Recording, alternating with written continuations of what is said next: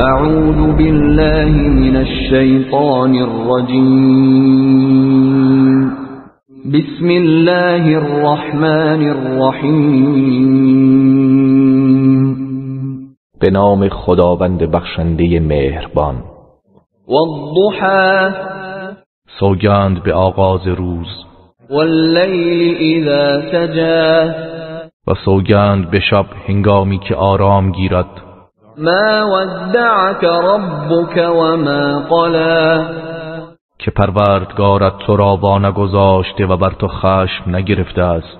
وللآخرة خیر لك من الاولی، و مسلما آخرت برای تو از دنیا بهتر است.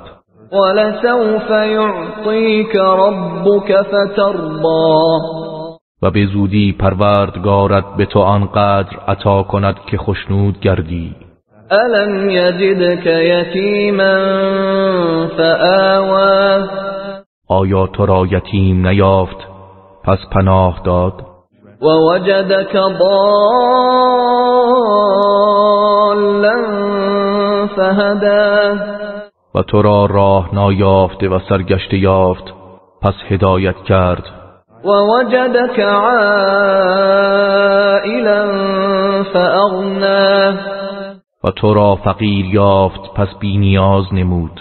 فاما الیتیم فلا تقهر، پس تو هم یتیم را میازار.